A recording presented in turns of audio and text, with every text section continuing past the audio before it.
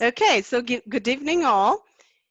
So my name is Dr. Kendi Gwantai, and I am the president of the Leeds African Communities Network Trust. And I want to take this opportunity to thank you all and to welcome you all to today. So we've got Jermain Jackson, Jermain Jackson, sorry. Can you see what's happening to me now because of all this, faffing around? Jermain Jackman, who is going to be taking us through today. Okay. Sorry, just a minute, sorry. So I'll just muting everybody. So yeah, so who's going to take us through today? So I'm going to start by just introducing our trustees, just for you to have an idea of who the Leeds African Communities Trust, who we are. So I'll just call them out randomly as I can see them. I'll go back to just this view. I can see first and foremost Mr. Abdul Rashid Thomas. That's our Vice President waving over there.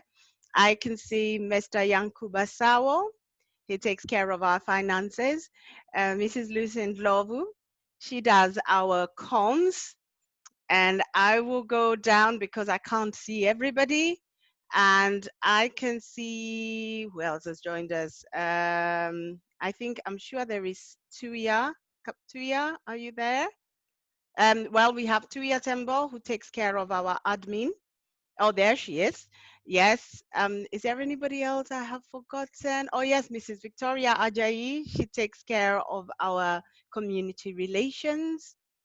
And I think that is all. I cannot see anybody else I have missed out. So that's the team that's working behind the scenes to make sure that everything, putting this together. We've been doing quite a lot of work around COVID-19 response. The good councillors that you can see here have been an amazing support to us. So thank you very much, Councillor Eileen Taylor and the rest of the team who are here. Thank you very much for your help. And so, of course, have our MPs. So without further ado, I would like to hand over to Councillor Abigail Marshall Katung.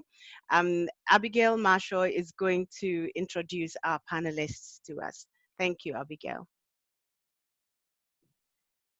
Thank you, everyone. A very good evening to each and every one of you. Abigail Marshall Katung is my name. I am the lead member for BAME for the city. I represent Little London, Woodhouse, and the city centre. So to all the councillors in here, that's the best ward in the city, and please do not tell me otherwise. And thank you so much for honouring our invitation and coming to join us. I can see the Lord Mayor laughing away. Everyone listening to me, when you see anybody on the street in Leeds, just tell them Little London Woodhouse and the city centre is the best ward. All right, so thank you so much to all the panelists who are here. I will start from who I can see in front of me, and that's our very own Lord Mayor, Councillor Eileen Taylor. For those of you who do not know her, Councillor Eileen Taylor is the first Black councillor to represent the city over 126 years. So thank you very much for that. And she's also the first councillor ever to spend 2 years in the city. So in 2 years, she's broken 2 histories. Only someone like Councillor Taylor can do something like that. So thank you very much for honouring our invitation. We also would have had our leader of the council, Councillor Judith Blake, with us today. But unfortunately, Councillor Blake lost her mom yesterday morning. And I hope you can all join us in wishing her, all our condolences and sympathy to her and her family, our thoughts and our prayers. She has also said to let you all know that she would have really loved to be here, and I'm sure you can understand why she's not here, but we would give her feedback about everything that we will be discussing today, and she is with us in terms of trying to implement the changes that we are seeking. Next on here is our Right Honourable Member of Parliament, Hilary Benn. He's always with us almost every Friday. Sorry, Hilary. But thank God it's Zoom, so you're not always having to travel.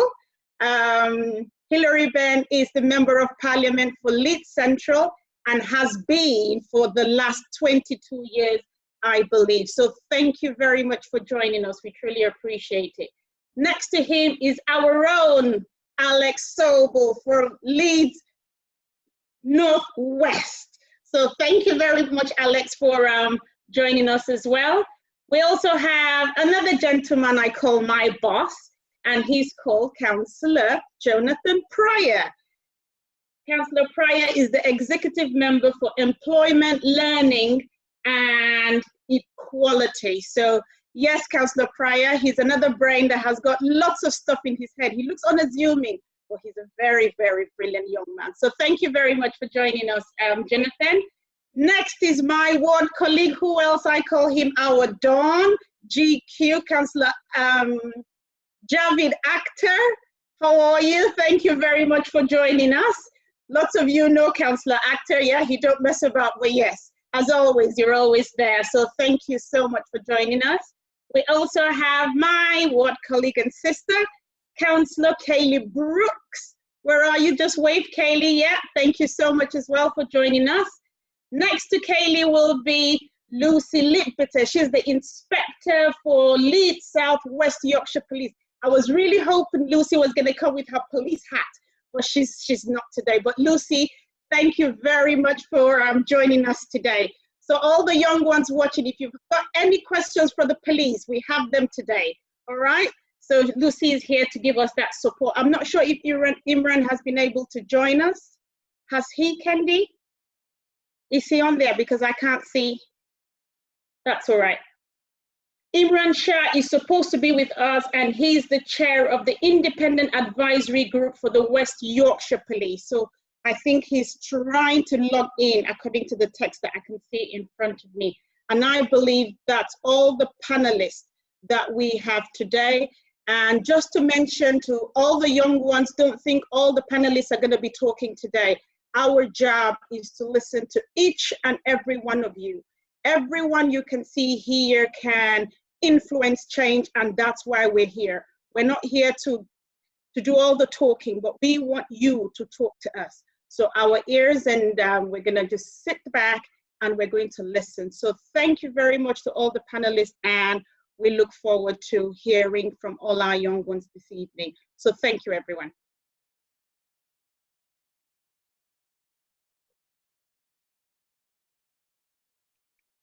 Thank you. Thank you very much, Councillor Abigail.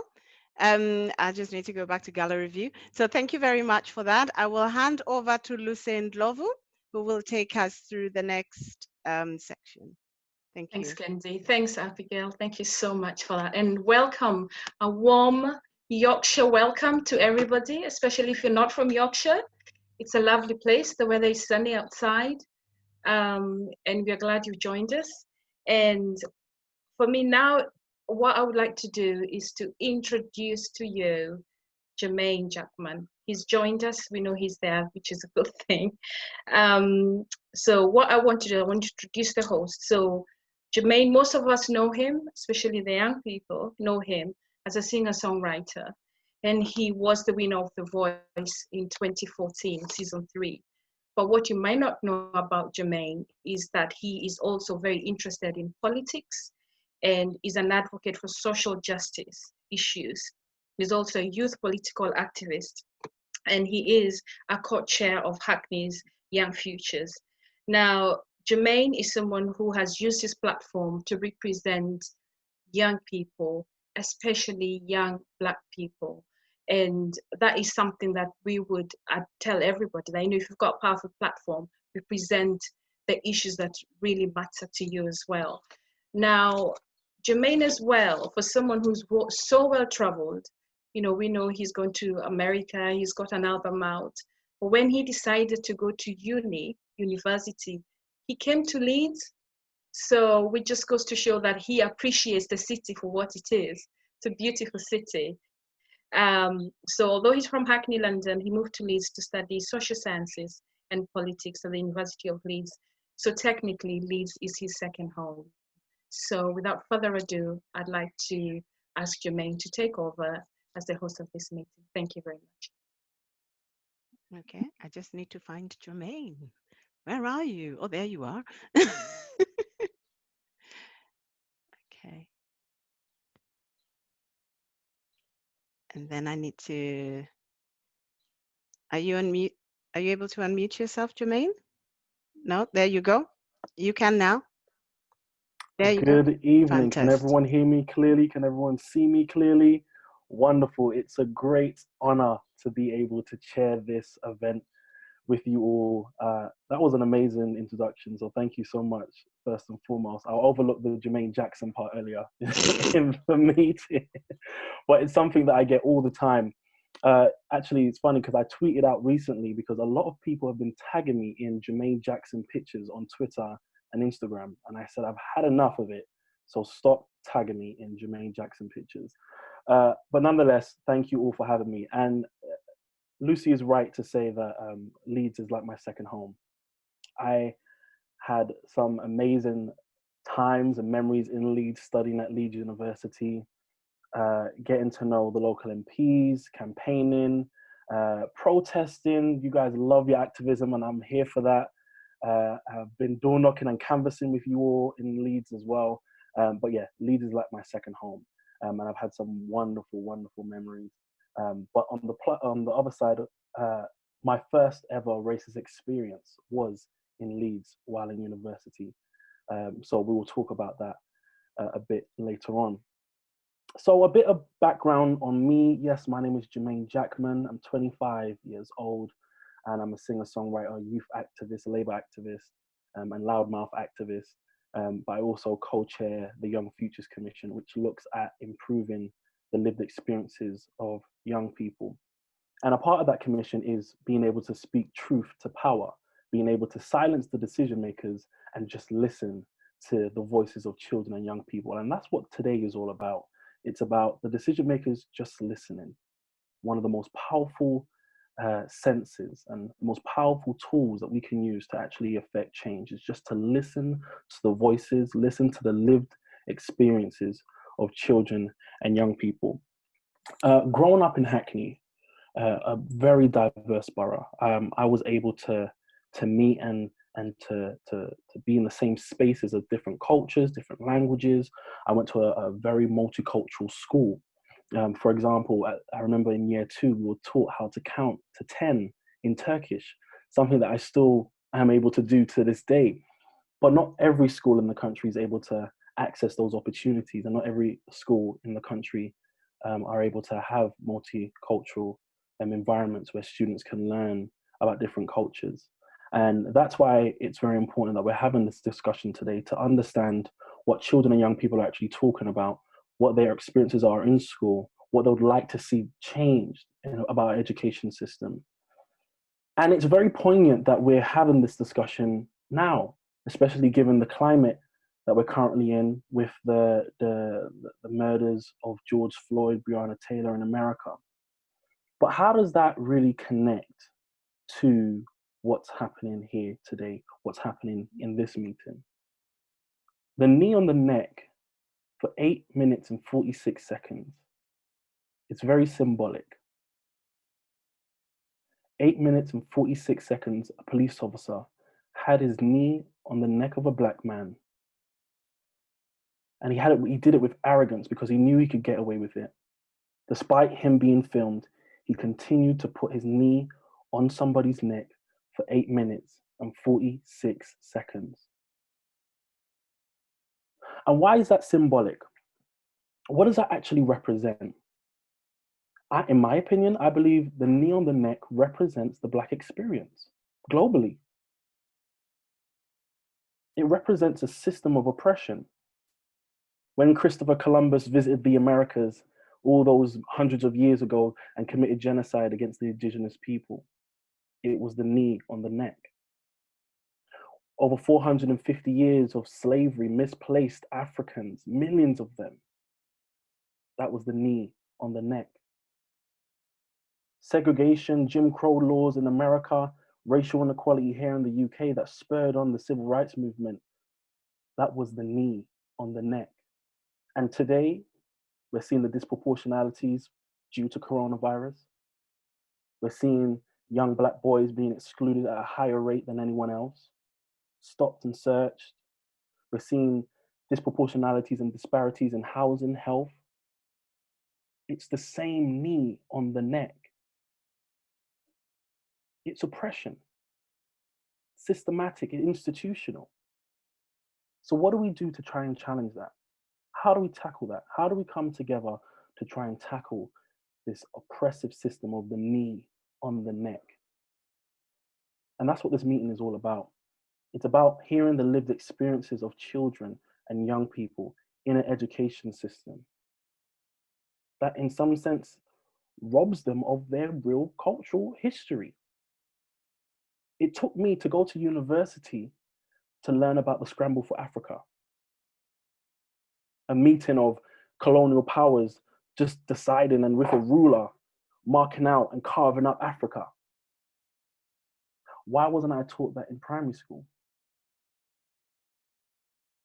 It was pigeonholed to a month of the year where we just learned about Nelson Mandela and Martin Luther King, but not about the Bristol bus boycott, not about the New Cross fire, not about the racial undertones and what spurred on certain uprising and riots around the country, demonstrations in Leeds and Yorkshire. We weren't taught about that. And Marcus Garvey has a saying that it's like a tree without any roots, without knowing your historical education or history or culture. So how do we move forward? And today, again, to the decision makers, it's all about hearing the voices of children and young people.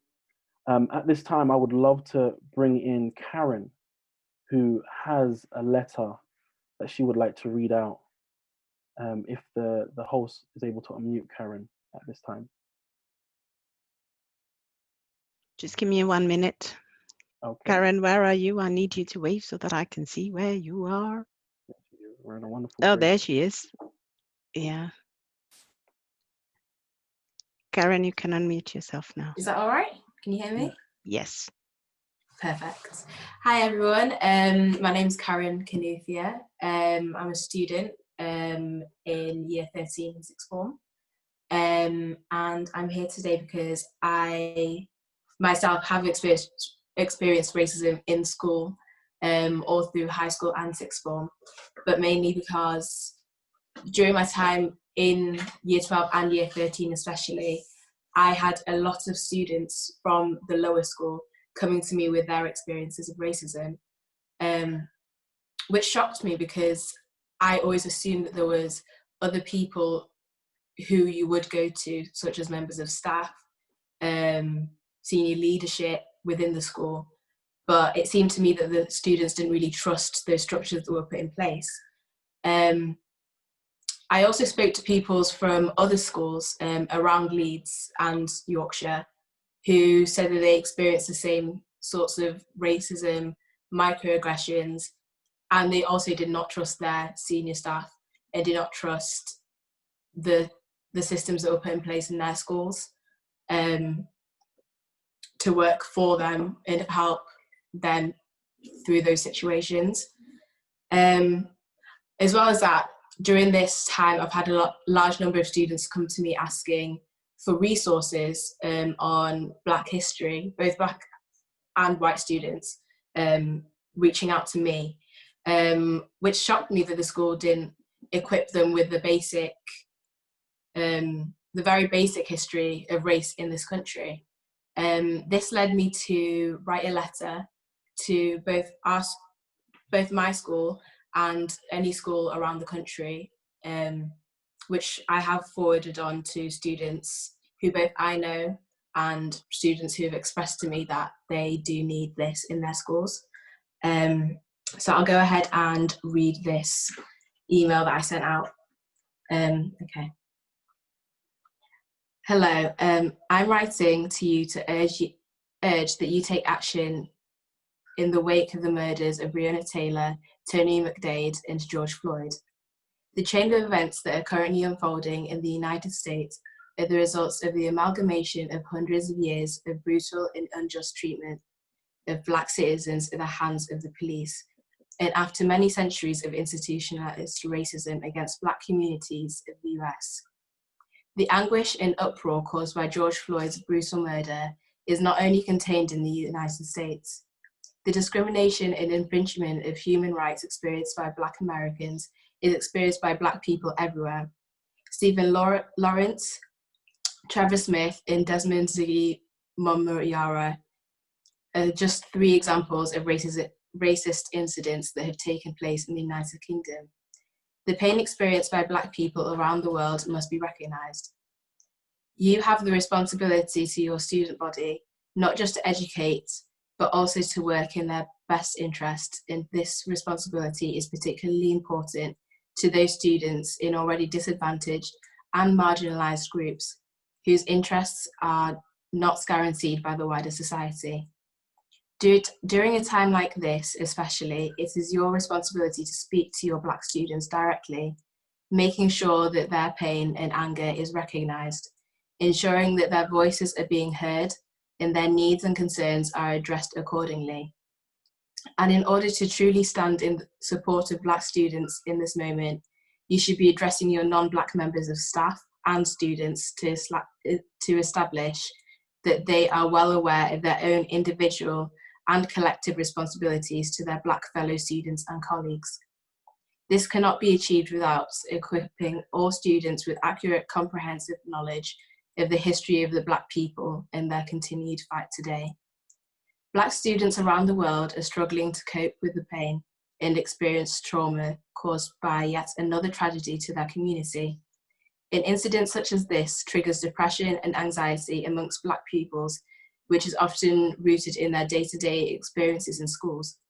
They may be struggling to set aside their anger and despair to concentrate on anything else, which includes academic work. It is of crucial importance that this is acknowledged, and you should be understanding and generous with Black students who request extensions, extra help, or extenuating circumstances, any pieces of assessment they are still required to submit. Future reports of racial abuse within the school and any form of discrimination against Black students and students from any other ethnic background should be met with immediate and decisive action. I need you to be vocal about the realities of institutionalized injustices faced by Black students at your establishment, and to speak on the responsibilities that you and other non-Black students and staff have to the Black community. To support them unconditionally and to denounce anyone that does not. Failing to do this will simply mean failing your students, your Black students. You have the power to carry out real and significant change. You have the authority to help students during this time of need. You have the influence to create a fairer and much safer academic environment for Black students to feel protected in, and more importantly, to be able to thrive in. You have a responsibility to use your position for the good of the students who are not in the position to help themselves on their own. You must send a message to these students and to the world that you are aware of what is happening, that you recognise what is happening, that you care about what is happening, and you vow to take action. Please take this into consideration. That is the letter that I wrote and forwarded to the senior staff at my school. And I believe it has been sent out to other colleges, high schools and universities across Yorkshire as well, which shows to me that there is definitely a need for change as well. Yeah, I think that's it. I think she deserves a round of applause. Thank you. Can I ask, Karen, did you receive a response to the letter?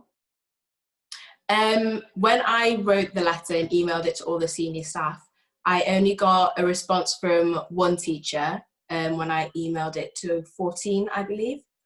And that teacher said that she did, part of the reason of why she took the job was that she wanted to make everything more fair for all her students, so all her students could feel more included. And she did encourage a dialogue between me and her and other students as well. And the school did release a statement, but apart from that, not really.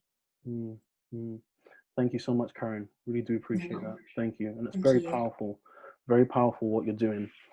Out of 14 teachers she sent it to, only one responded. that says something. A black student is talking about her experience in school, talking about what she's witnessing, asking for senior members of staff. I know there's some head teachers and teachers in this conversation, but asking for teachers, senior teachers and staff, head teachers to stand in solidarity with her. And only one replied. This is the uphill battle that we have to fight. This is what I mean by us coming together, understanding the plight. Karen rightly said in her letter, you have a responsibility.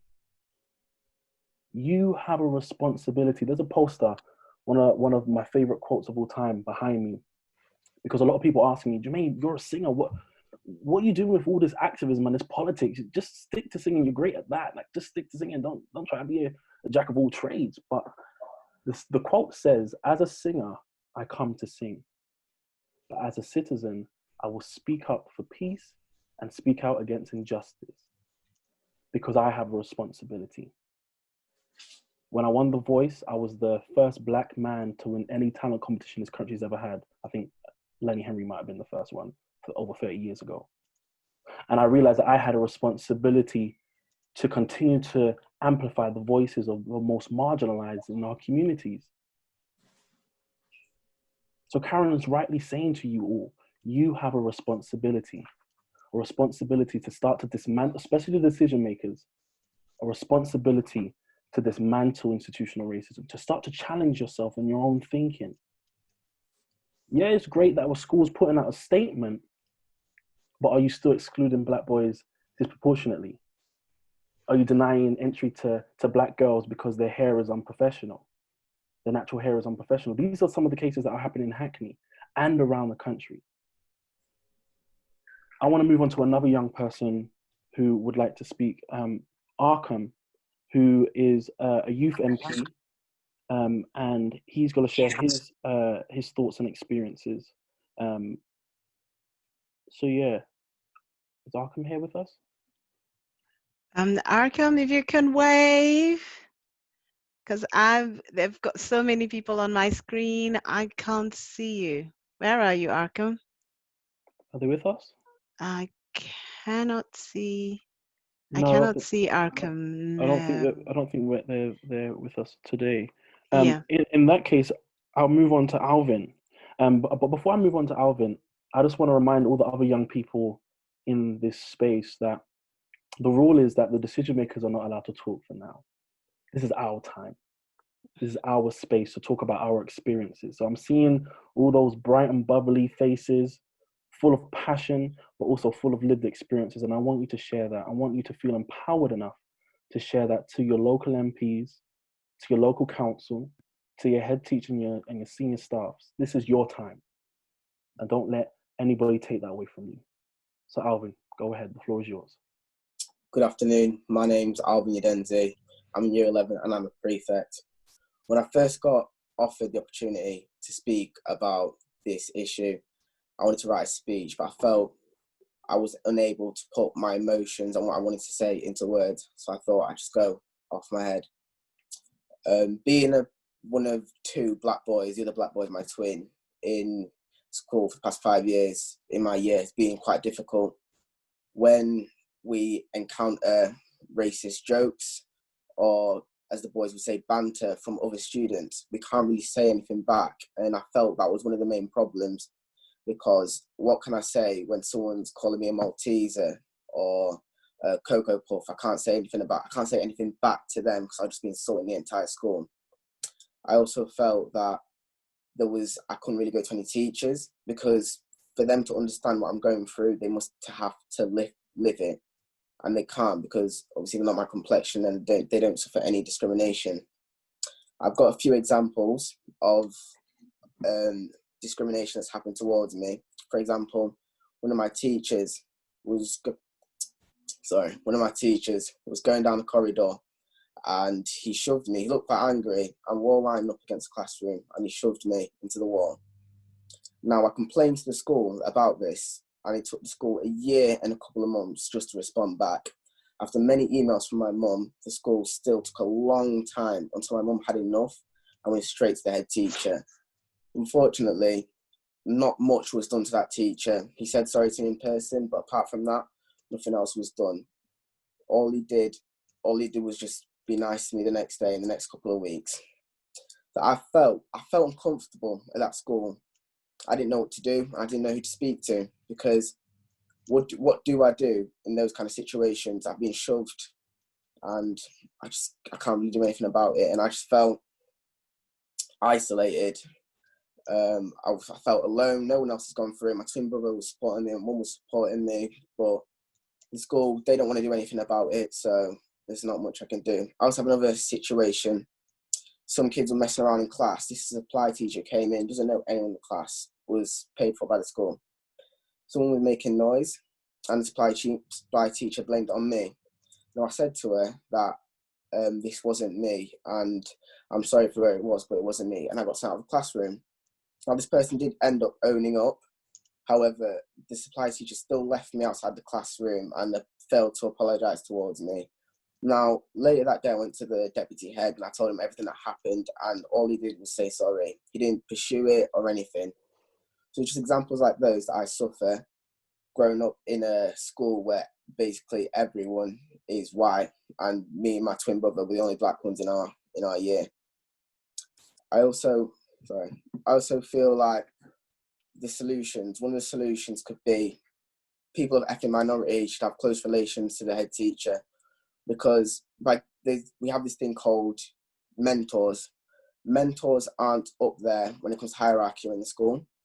And if I want to address my problem, I can tell a mentor, but nothing really happens about it, because I don't feel like they're respected amongst all the colleagues in the school. Now, just because this is my last year, I've finished now, I had quite a nice relationship with my head teacher due to my mum. They had a good relationship, and he helped me a lot. He dealt with a lot of issues that I faced. But I just feel even that there's still a lot of problems. I remember my head teacher. I remember my head teacher because I said to her, how do you expect me to bring problems towards you when you guys don't support me? And then she got angry, like, oh, we always do. She has like this spreadsheet of all the racist problems. And I said to her, no, you don't. You have a spreadsheet of all the problems that have been recorded, that teachers have said, but you barely see me come to you if my friend called me a cocoa puff, because what's going to happen is I will end up being isolated from that group of friends. I won't have any friends because apparently I can't take a joke. But it's not a joke. It's you being racist towards me, but all of you just think it's funny. And that was, now I'm finished, and racist joke still happens, but I've learned to adapt towards it, and I shouldn't have to do that. I shouldn't have to adapt towards people being racist and think it's funny. Thank you.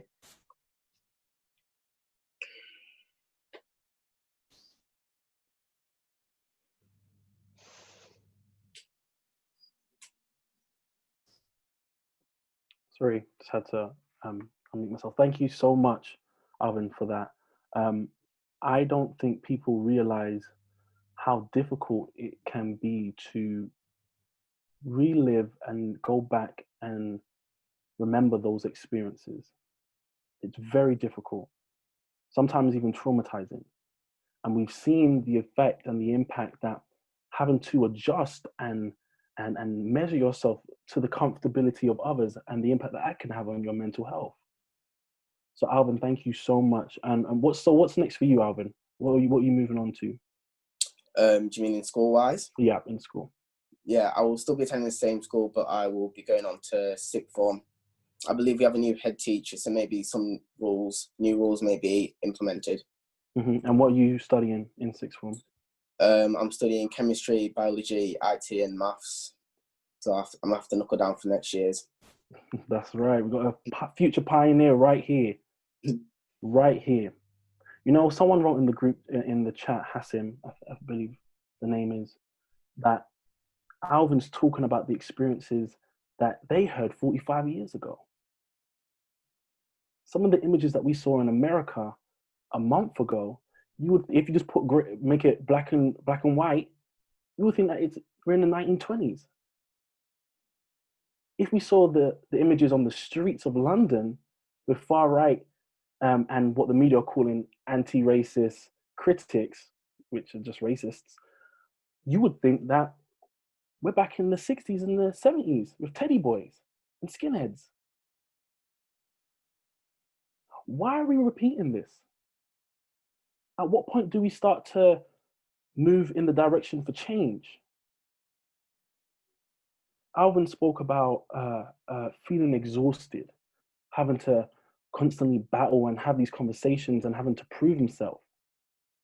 Do you know how much rage has been in people's hearts? I'm not gonna lie, the past month, I've just woken up every morning angry with rage. Rage. To a point where, and I'm gonna be honest with you guys, if you don't mind, to a point where my mom had to stop me from leaving the house because I wanted to go to the protest. When those far right activists were out on the streets, I really wanted to go out there because there was so much rage in my heart.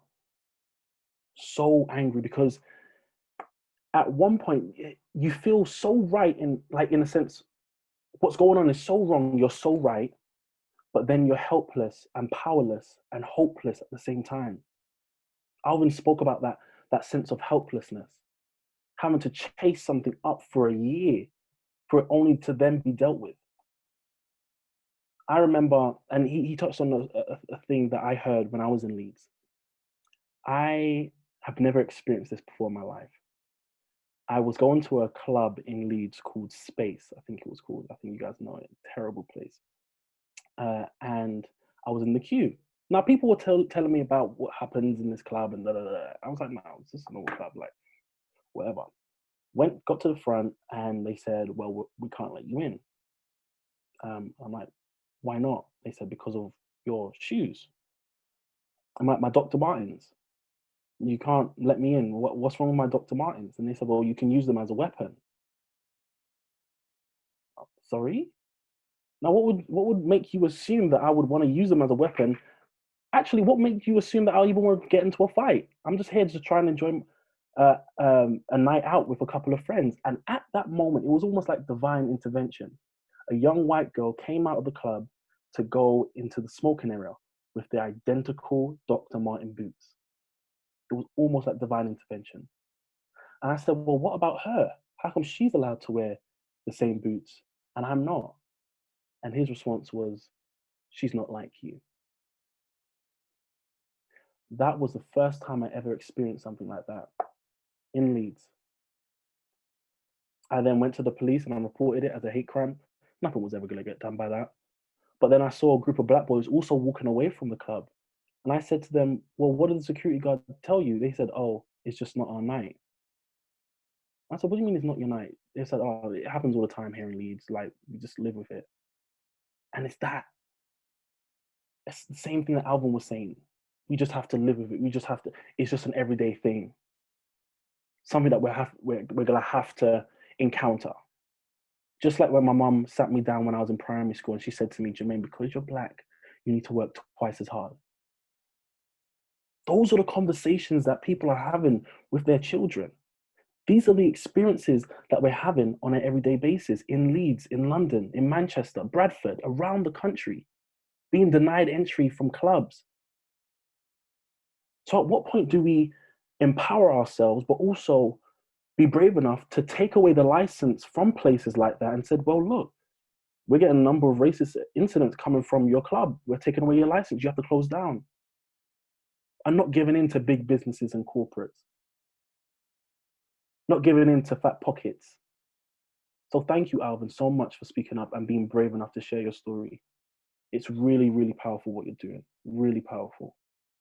And I want to open the floor now to any other young people in the space who would like to share their stories, because I think it's very, very important that the decision makers hear what you have to say so they can go away and do what needs to be done to improve your lived experiences. We have Harata Sawo. Sarata, sorry. Oh, hi, good afternoon, everyone. My name's Sarata, and I'm 16 years old, and I'm a prefect in my year group.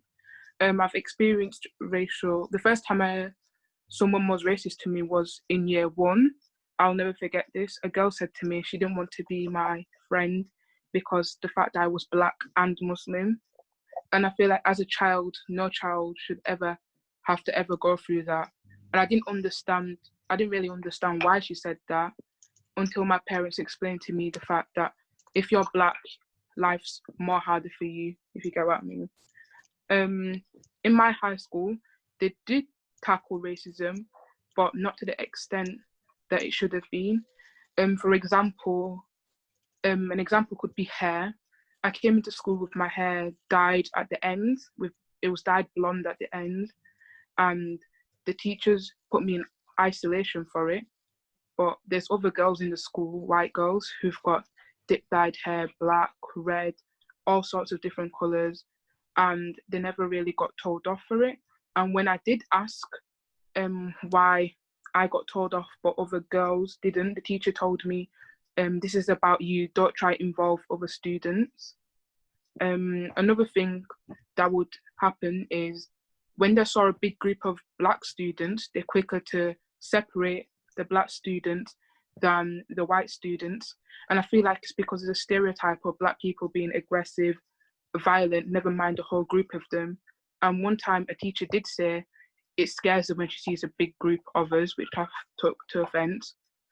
Another thing was, I feel like personally in my high school I went to, they did more awareness on things like LGBTQ compared to Black History Month. I feel like they're both very equally as important and they required the same amount of attention. However, when it was LGBTQ month in my school, they did posters, competitions, they showed us clips like for a whole week, and we talked a lot about it in form, which is the right thing to do because we should be raising awareness on things like this. But when it came to Black History Month, they did only one slideshow on a Tuesday about Black historical figures in our communities and around the world. But I feel like it was always the same people they're teaching us about: Martin Luther King, Rosa Parks, like the same people, the things that people already know. And I feel like more should have been done for Black History Month. Examples, they could have done competitions as well, like the way they did for LGBTQ month. They should have taught us more about other things, not the same things all the time. It's like, if I didn't pick GCSE history, to be honest, I wouldn't know nothing about about slavery, how it started, when it stopped. And I feel like schools should do more to educate all students, white, black, Asian, everyone should know about the struggles we've been through to get to where we are today. Thank you. Thank you so Thank much. Thank you so much for sharing that. How did it make you feel when you only had one day in a week to tell you about Black historians? How did that make you feel?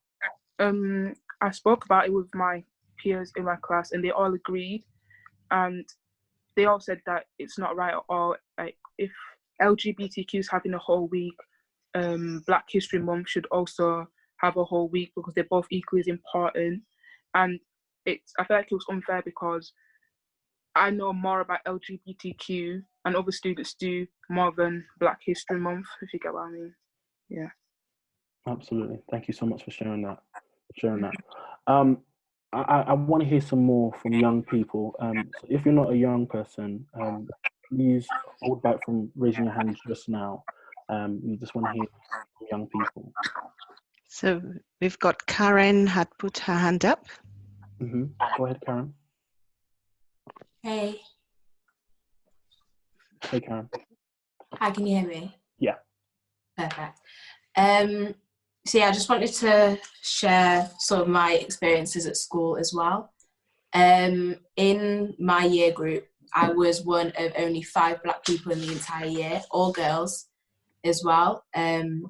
Luckily, well, I say luckily, because we were the only Black people in the entire year, we ended up sort of being marginalised by the rest of the year.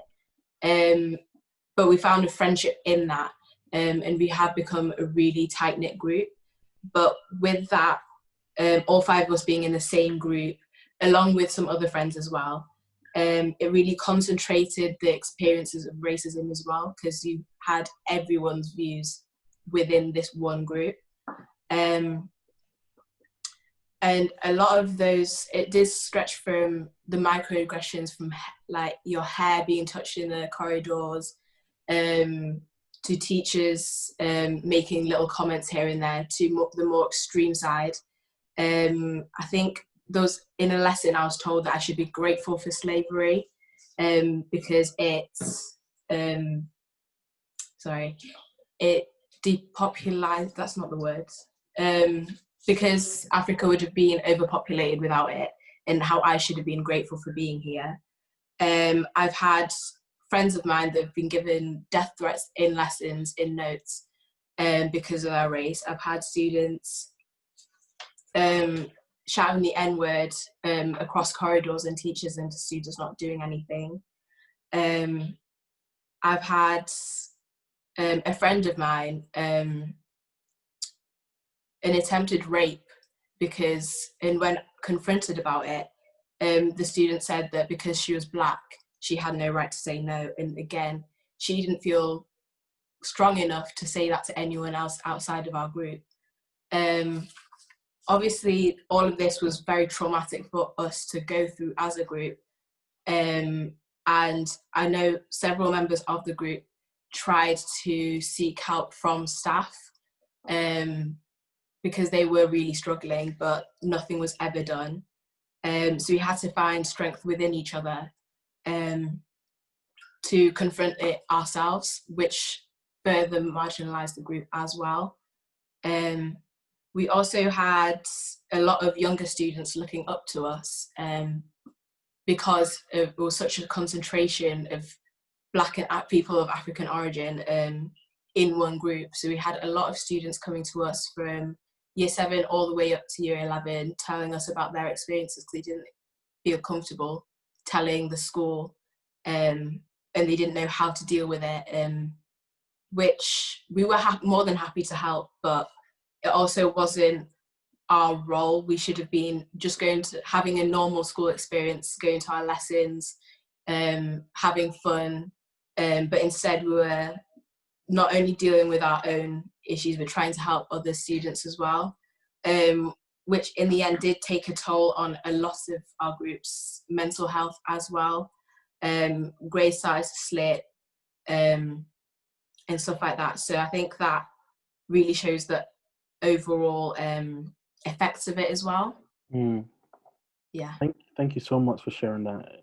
Absolutely disgusting to hear that in 2020 people are still experiencing that. And while she was talking, I'm seeing people shaking their heads in disgust and then saying that I'm appalled, I can't believe this is happening. But the reality is it is happening. Yeah, it was on a daily basis almost that something would happen. Karen, how old were you when all this happened? It stemmed from the earliest one that I can remember was year 8, but it didn't stop from then.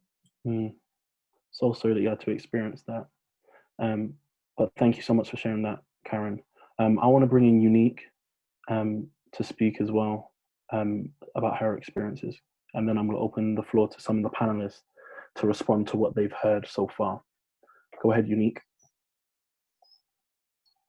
Oh. I need to find Unique. Unique. Wait for us. Oh, there you go. Yeah. Yeah, found you.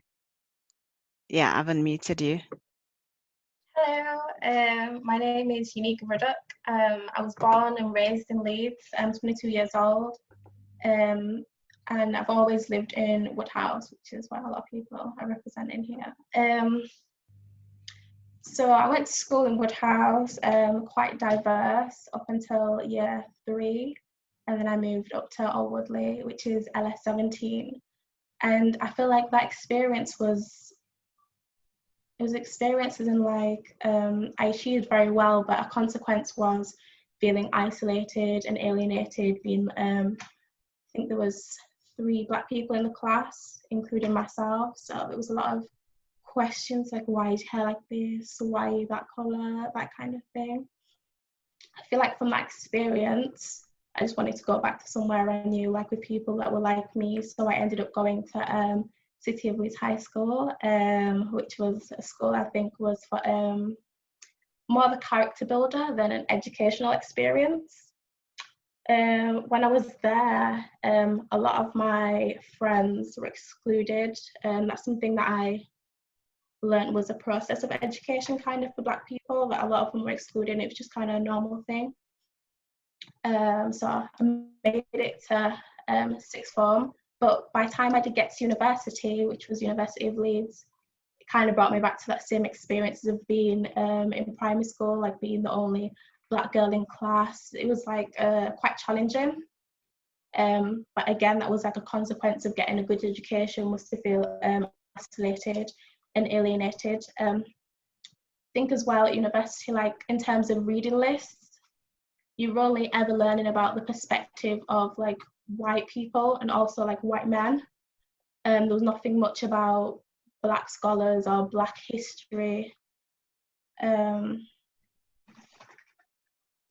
Yeah, I think also with that as well, I feel like there needs to be more done in schools, not just reading lists, but also like primary school, maybe even nurseries, sixth forms, colleges, and universities around England. Like there's been a lot of talks about decolonising the curriculum, which I strongly believe in.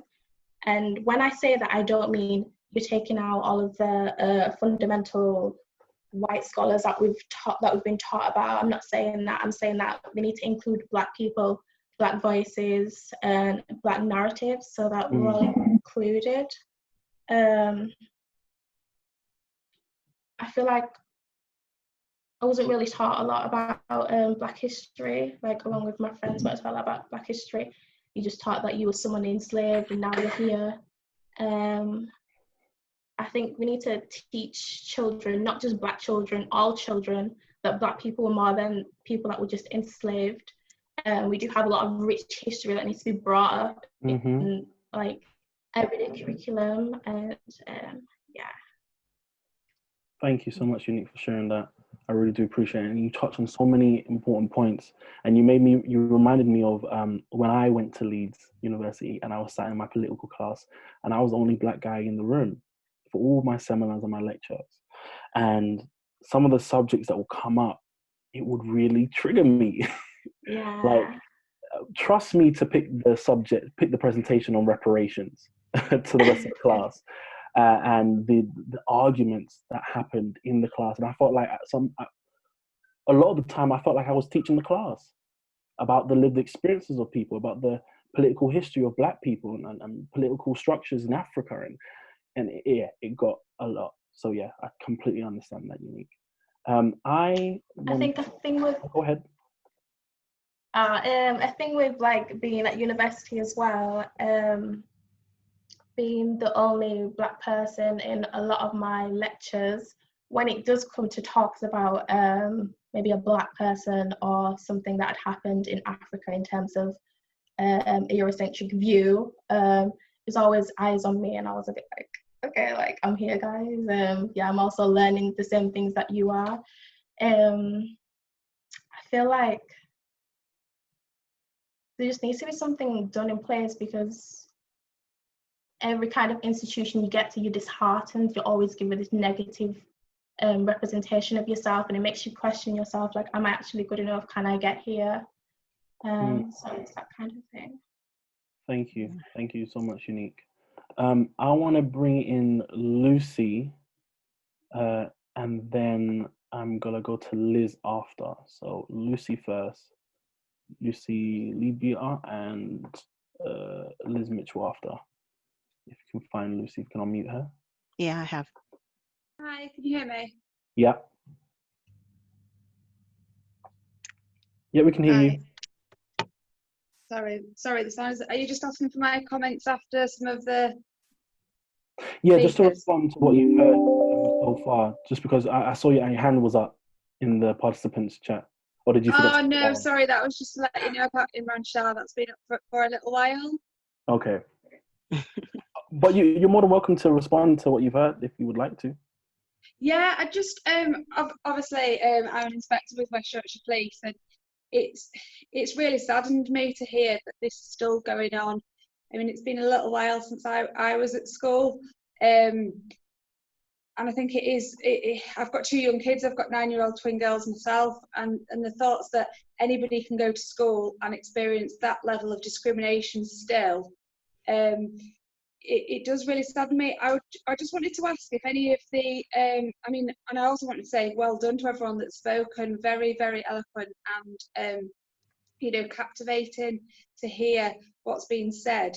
But has anybody had any experience of reporting the issues, particularly in school, through to police? I mean, we have a large number of police officers that are actually dedicated to schools, safer schools officers throughout the city, and we're one of the only forces that actually deploys police officers to school.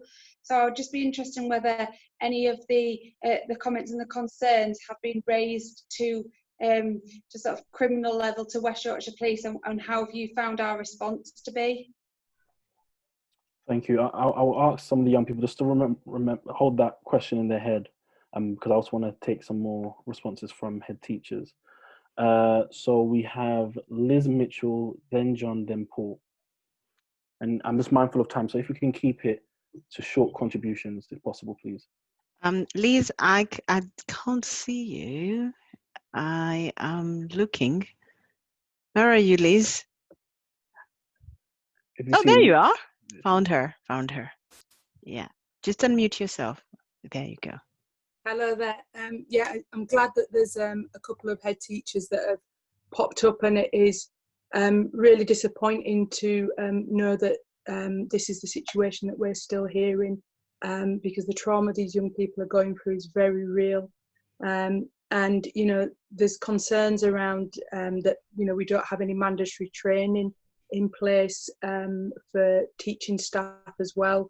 You know, Leeds was the only city in 2007 when we acknowledged the bicentenary of the transatlantic slave trade, that abolition. Leeds was the only city that managed to successfully provide every single school in the city of Leeds with a full educational pack, a full curriculum from Key Stage 1 right the way up to Key Stage 4. And, you know, unfortunately, not every member of staff or every school was able to confidently deliver that work, and I'm sure schools probably don't even have that at the moment. I mean, I'm still part of the engaged with the NEU narrative at the moment, because there's Black educators that are echoing the same situations that these children are having. You know, they're in some of them where they're in situations where they're the only one, and you know, they're experiencing these hostilities and they're experiencing these traumas. It is great when there's the collective and everybody's together and they can support one another, but particularly in Leeds, we have a real issue that I hope we'll gradually be able to not just unpick but rectify. Thank you so much, Liz. Thank you so much for that contribution. We have John Morden. Okay, I am looking for John. John needs to give me a wave, and I have found him. There you go. Hi, hopefully I'm unmuted now. Yes. Yeah, I'm head of quite a big secondary in Leeds, and I think my first thing to say is thank you to the students who've bravely spoken out. And it's as a head teacher, it's difficult listening to hear of these things going on, and you know, this is the time for us to listen, I think is the first thing. What struck me in recent weeks is that it's easy as white British people perhaps to think things are better than they are, and to not understand, you know, what's come across powerfully today as very regular experiences for students in Leeds today, which is a really sad thing to hear of the racism, prejudice that they're experiencing. And following the chat, you know, that some people who are here who were at school a long time ago are saying, well, it's, you know, it doesn't seem to have changed.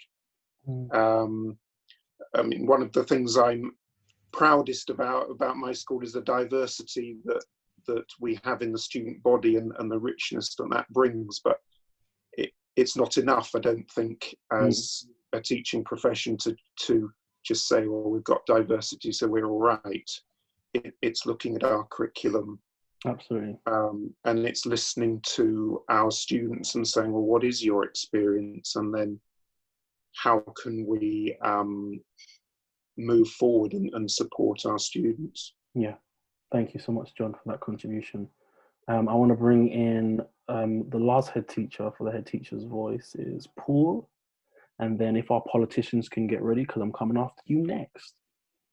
Hello, everyone. I'm not sure whether you can hear me or not. I've got my some gaming headset with a microphone at the desk in front of me, so not ideal. But yeah, I just wanted to echo John's words. Really, I'm the head teacher of a secondary school in Seacroft in Leeds. But my two children go to John's school, and actually the reason why they go to that school is because it's quite sad in a way that that I had to choose between schools because of this reason, but because of the diversity and the culture that exists in that school, and I suppose in a way that, as I've just said, it is sad that I have avoided other schools in the city because of potential concerns. And I'll keep this really short. I think the young people who've spoken tonight are an absolute inspiration, are incredibly brave. I feel honoured to be able to sit here and listen to them. But again, as John has just said, feel incredibly sad. It's a difficult listen. I'm here because I've got a commitment to improve my practice, the practice of my staff at my school.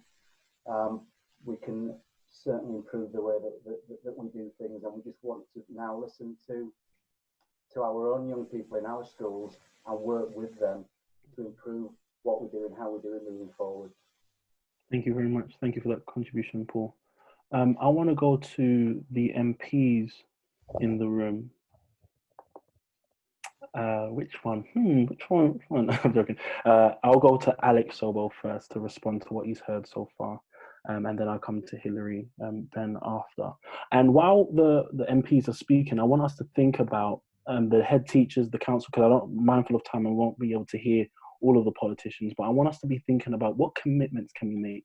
And if you can actually make a commitment, because what I'm finding in this time is that we're doing a lot of conversations. We're having a lot of conversations, doing a lot of talks, but it doesn't seem to be any solution finding. There doesn't seem to be any commitments.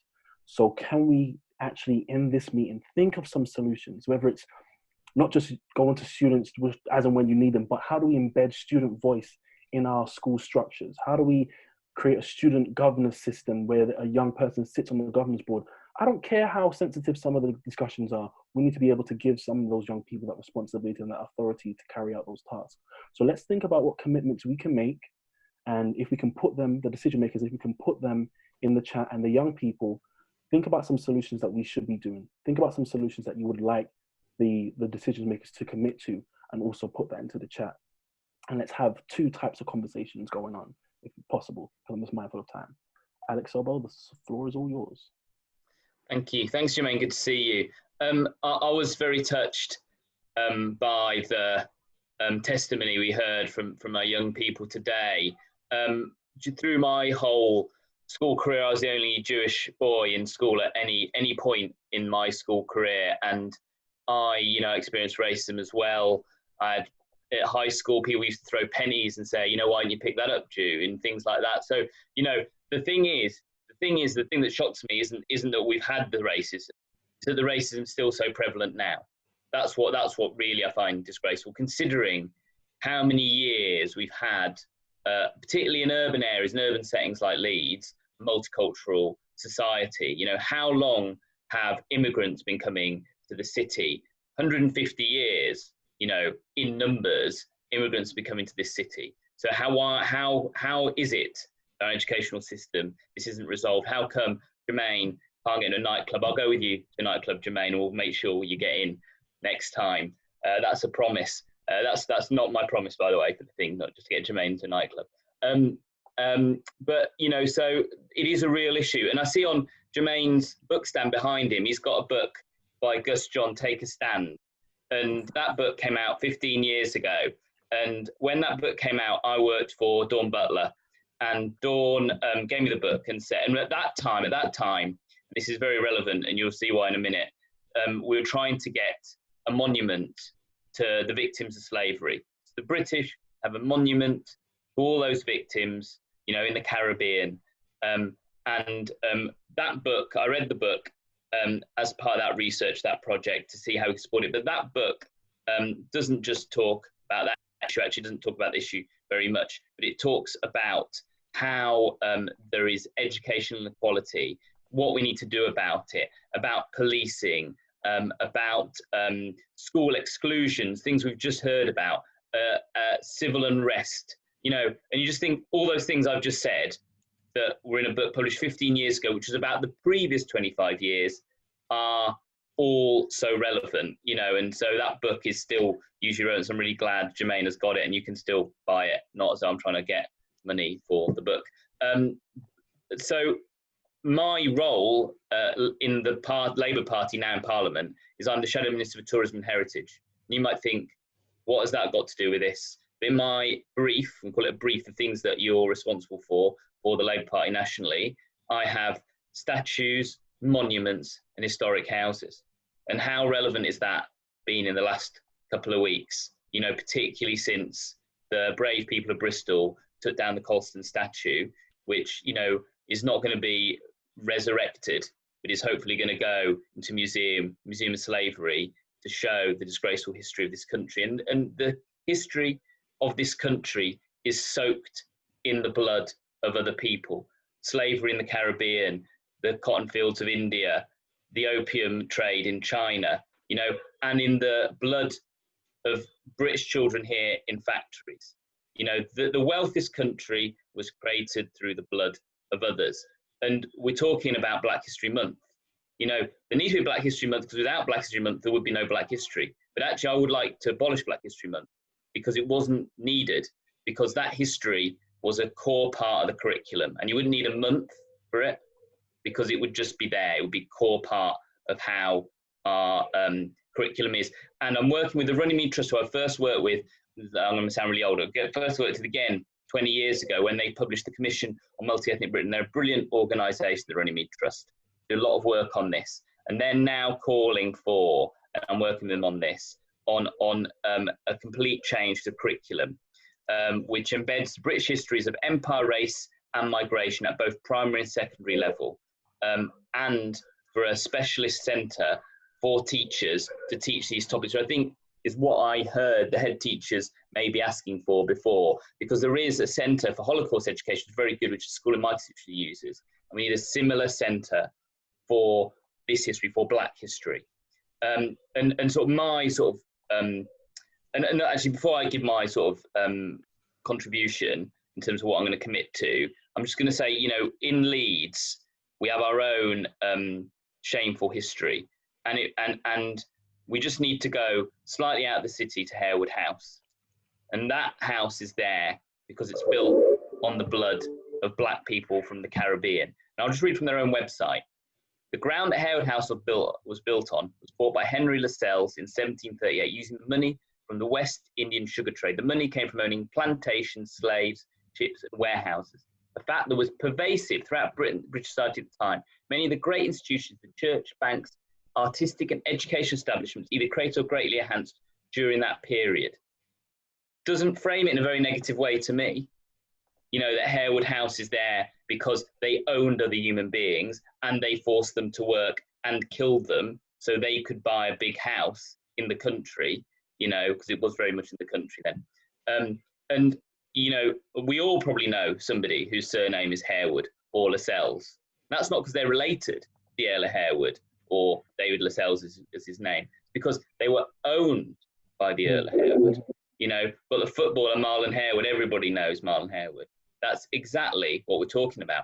And what I'm not suggesting, and I don't think anybody here wants to say that we go up to Harewood House and burn it down. That is not what I'm suggesting. What I'm suggesting is that Harewood House recognise their responsibility and take that on. And that's what I want to do in the front bench, to make sure that all those places that have responsibility for slavery, for colonialism, recognise that, and that is front and centre, so everybody knows it, and it's part of that. So people here actually think that, you know, white people, indigenous white people in this country, a lot of them think it's all great, this all happened because of our hard work. It didn't. It happened because you and other people in another part of the world and you benefited from their labour, and indentured labour at that.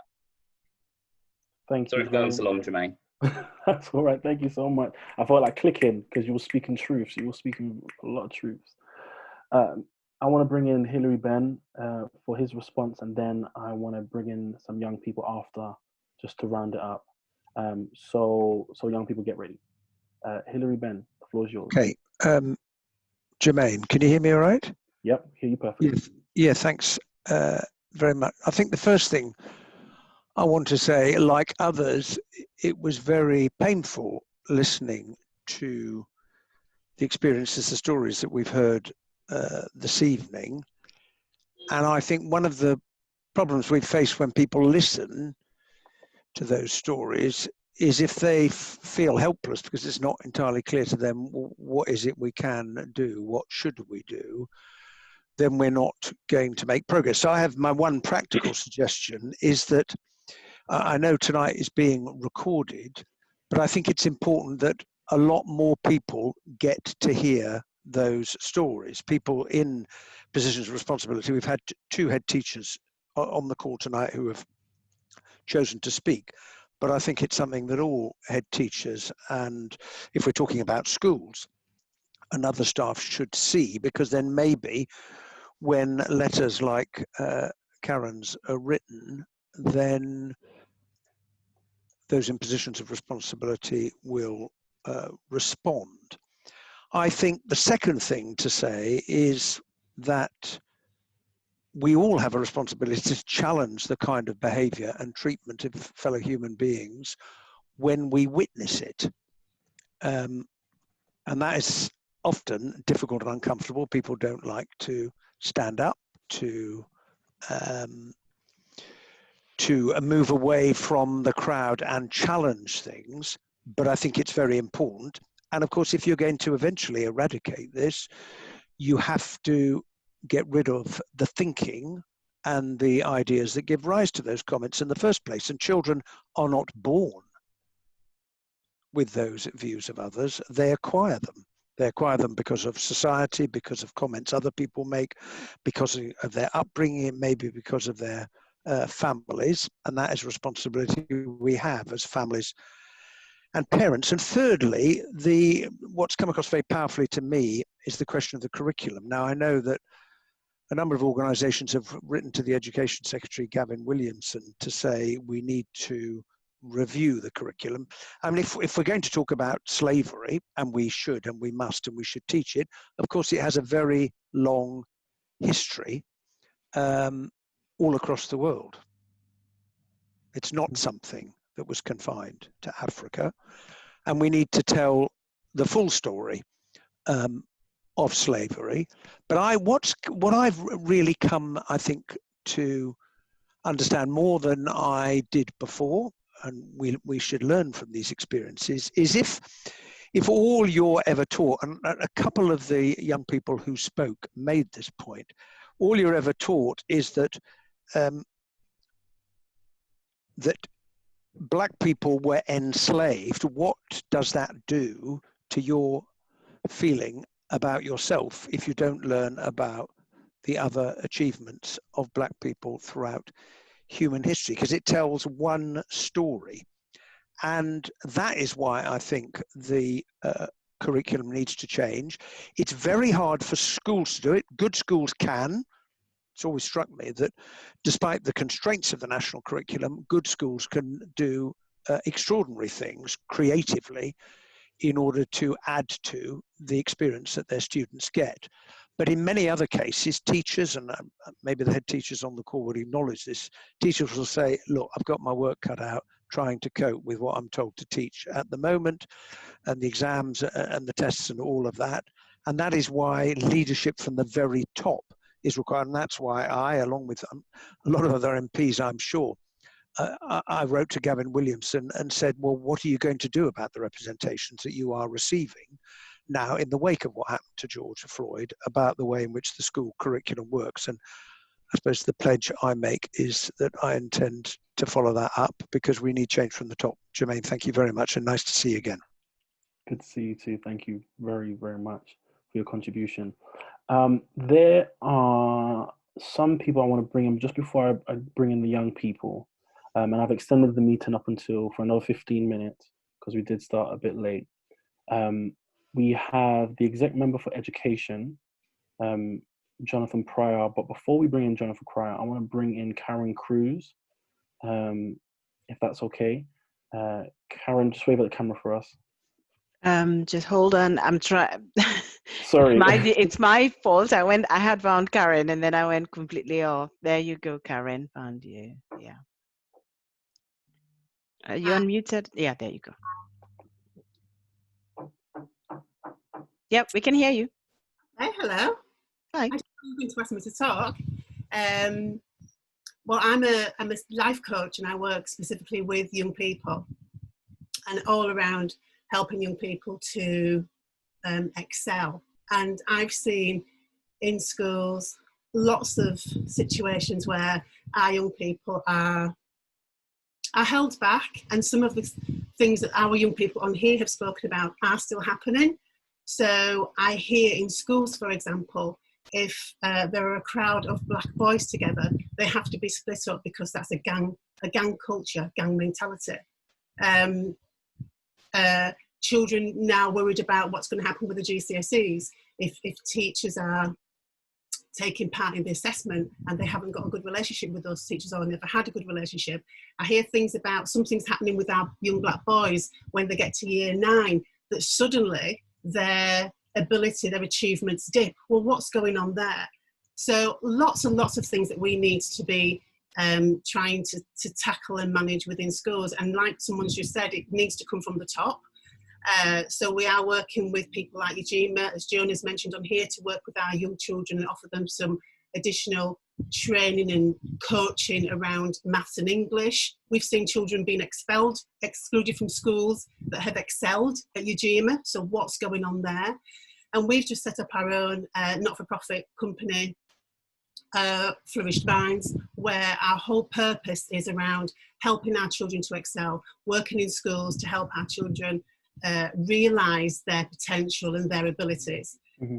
And what I see that I think is really lacking in schools, I have the privilege of having one of the first black head teacher in Leeds back in the 70s, and just that made a massive difference to me in terms of giving us some hope. It's walking into school and seeing somebody who looks like my mum at the head of our school. And I've seen schools in Leeds where the cohort of children in terms of BAME students is way above 40-50%, but there's not one black SLT or BAME SLT member of staff in that school. And something like that needs to change. I could go on forever, and like I said, I didn't know I was coming on, so I don't know if I've covered what you wanted to hear. No, that's perfect. Thank you so much for that contribution. Thank you, Karen. I want to bring in Jonathan Pryor, the exec member for education, just to respond to what he's heard. And then I want to bring in some young people, and then we'll round up there. I'm just mindful of time. If we can keep contributions to 1 minute if possible. I know it's going to be difficult, but yes, if we could, that would be great. Jonathan Pryor, are you unmuted? Thank you. Yeah, I think, first of all, the contributions we've heard have been fantastic. I think it was absolutely right to hear from people. I think as politicians we could do a lot better by listening a bit more. Sadly, the stories that have been heard have not been unique. They're stories I've heard a lot of, particularly recently, but for a long time. But for me, I think there are three key issues. I think, first of all, teaching about Black history is something that needs to be improved. It needs to be made better. Talking about my own school experience, our teaching about Black history was about slavery and the US civil rights movement.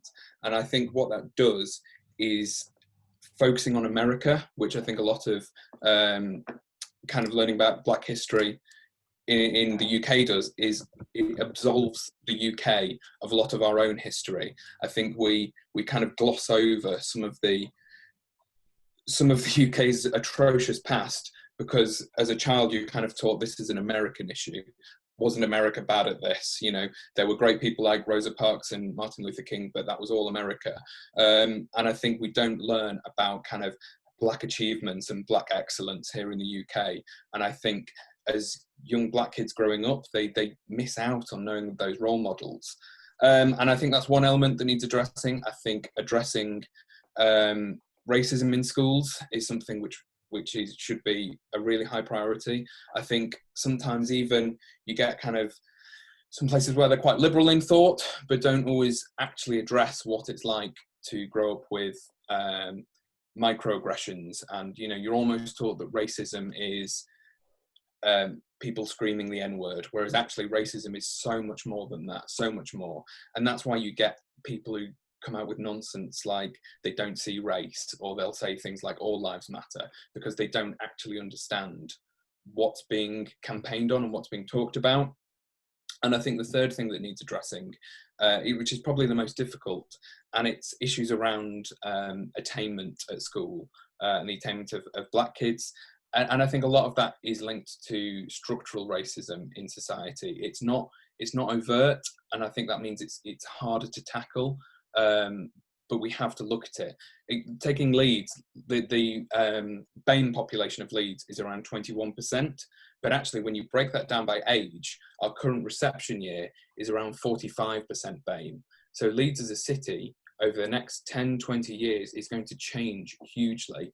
And actually, if we don't tackle why black kids are not doing as well at school as their white counterparts, then as a city we're going to face massive challenges. And we've started some of that work on already. I'm so lucky to have Abigail as one of my lead members. She's leading a piece of work at the moment on apprenticeships, why black people aren't going to do apprenticeships, and it's that lack of social mobility that we're trying to tackle as a council, which can't be solved overnight. It's going to take years to fix, but it's something we're looking at really strongly at the moment. So I'll leave it there for now. Thank you so much, Councillor Jonathan Pryor. We really do appreciate it. I want to bring in, where is Unique? I can't even find Unique. I had her just Oh, now, there she and is. then There I she have is. lost her. Can you see her? Yeah, wait for us, Unique. Oh, Come there in. she is. And I think Mrs. McQuay would like to speak as well. She's a teacher. After that, maybe. Hello, I won't speak for long because I know I'm on a time limit, but I just would like to also mention Save Our Generation UK is an organisation in Leeds. It's created and dedicated to amplifying voices of young people and making a long-lasting change. With this organisation, we'd look to teaching Black children and all children in every ward of Leeds about Black history and encompassing the voices of those that were marginalised. So yeah, you can find us on Facebook, Instagram, LinkedIn, Twitter, and we're trying to make a change. Thank you. Wonderful. Could you put the social media into the chat, please, so people can follow and find that information? I'll move on to Vivian. Vivian, if you can keep the contribution really quick and short, it'd be much appreciated. Thank you.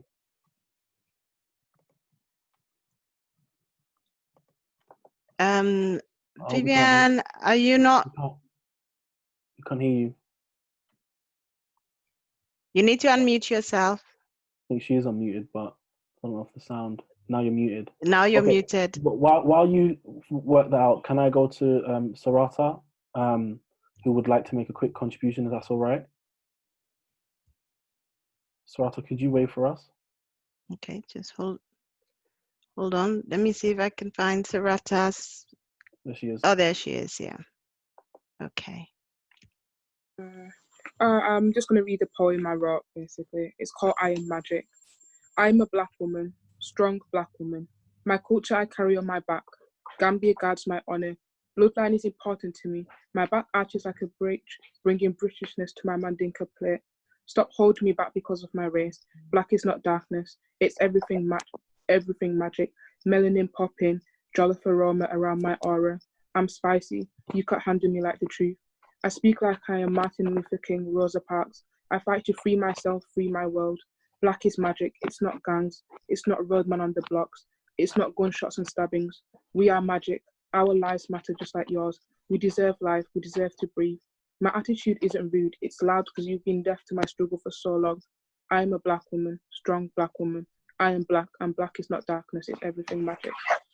Thank you. Wow, powerful, powerful. And what a great way to wrap up such a productive and eye-opening conversation.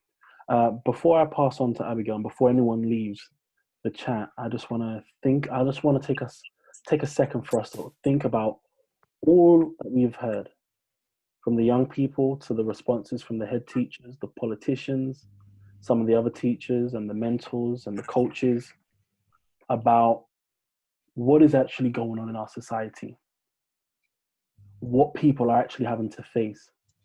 And this is not adults, these are young people experiencing racism every single day. And I've seen some of the suggestions in the chat talking about training.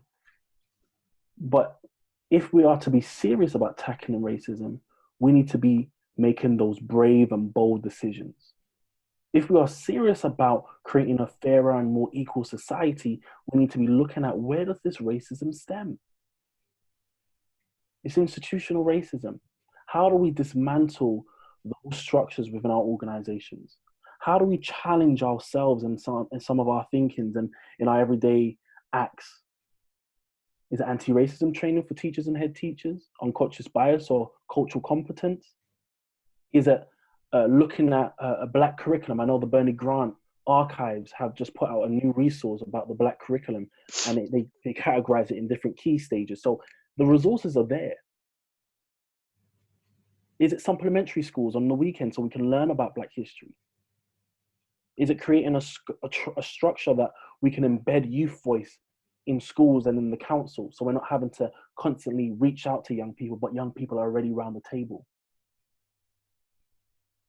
These are the things that we need to be thinking about. We need to be making those brave and bold decisions and leading the way, and not be afraid to lead the way. I see the head teachers in the room. I need you to talk to your other colleagues. These are the experiences of people, these students. Talk to your colleagues and say, look, we need to do something about this. We need to improve their lived experiences. It's not fair. And this is the reality. So thank you all so much for having me and having me chair this discussion. It's been so insightful and it's been powerful. I felt emotional at certain points, but I couldn't turn off my camera, so I had to hold the tears back. But I want to pass back on to Abigail to give our closing remarks.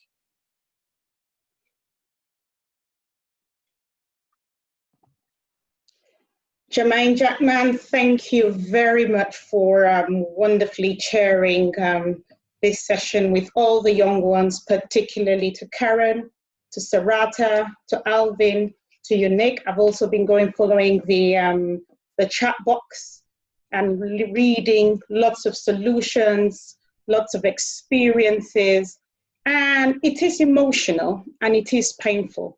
And as a mother of young children and obviously Black boys, it touches me every day. And when I hear from the tone and the voice and the cry of our children, we are here to listen and to ensure that your voices are heard. It might not be as fast and as quick as you all want it to be, but we will try. We will start with a step and we will try. To every young person who has gotten and try to get in today with their parents, with head teachers, and with teachers, changes cannot come by one person. We all have a collective responsibility to ensure that as politicians, we're held to account. As teachers as well, you've got what you need to account for. As head teachers as well, you've got your own bit to play. And to every young person here as well, you've also got your own part to play. Diligence, resilience, focus, hard work, and also remember to play hard. I'm sorry we can't stay longer than we're staying tonight, but these conversations will continue. Keep in touch with each and every one of us as best as you can. Like I said again, the conversation continues. To all the councillors who have come in today, remember I did say it's not a day for us to talk. So today we were just meant to listen. So I am truly sorry I cannot ask each and every one of you to speak, but you have listened, and between ourselves, when we go back, we will continue to talk about what we have heard from these young people. And I'm sure their story is very similar to lots of stories of lots of other Black, Asian, minority, ethnic children in this city. It's our responsibility to continue to work together to ensure we try and make sure the inequalities that we're facing at some point becomes fairness. So thank you all for coming, Jermain. We're truly grateful to the Leeds African community for hosting and for organizing from the bottom of our hearts, from the council. We want to say we're really, really grateful. Keep up with the good work. Without the third sectors in our city, we will not be able to be where we are, because we really are aiming to be the best council and the best city to live in. So on behalf of each and every one of us here today, from the bottom of our hearts, we say thank you so much and God bless you all. Many thanks. And now I want to bring in Mr. Abdul Rashid Thomas, our Vice President of the Leeds African Communities Trust, to close for us. Thank you, Kendi. I just want to start by saying a big thank you to the trustees of the Leeds African Communities Trust, especially our president, Dr. Kendi Wantai, for organizing this historic event in response to the growing calls for change across the world, triggered by the brutal murder of George Floyd in America. Here in the UK, since the Scammon report, Faith in the City, was published in the 1980s after the inner city riots, to the McPherson report, which was published after the killing of Stephen Lawrence, the Stevens report into the killing of Damilola Taylor, the Lamy report, and many, many other reports calling for the end to institutional racism and racism in society at large. What we've heard from our young people today shows how little things have changed in over 40 years that I lived in Moorside in Manchester, suffering extreme racism. Today is just the beginning of this big conversation we're going to have here in Leeds between the Black community, especially our young Black people, and those running and making big decisions in our public institutions. Some of them were here today. I would also like to thank Councillor Abigail for making this event possible. Thank you so much for all the work that you do for our African communities, and of course, all of the Black and minority ethnic communities throughout the city of Leeds. Thank you very much, Councillor Abigail, for the wonderful work you're doing. May I also extend our profound thank you to all our participants from both our political establishments and the police who took the time out to be here today to listen to the voices of young Black people and their experiences of racism in this city.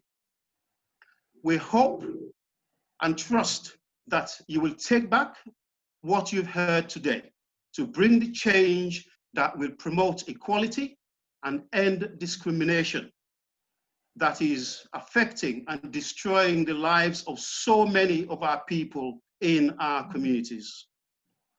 To our main speaker and chairman, Jermain Jackman, thank you, bro. You've done a wonderful job today.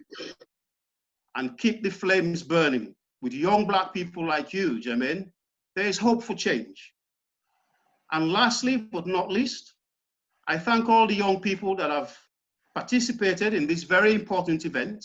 We have heard you loud and clear, and hope that those representing the political institutions who are here today making big decisions that affect your lives, your education, that they have also heard you. They've heard your call for change.